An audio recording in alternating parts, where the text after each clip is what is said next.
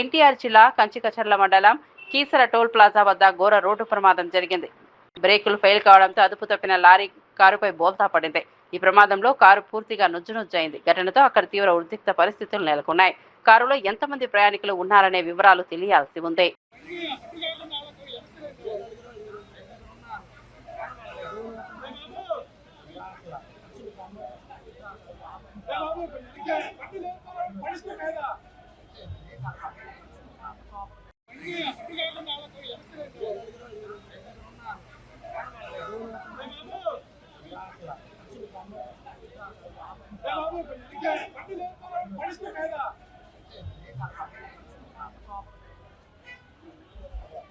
Yes, you do.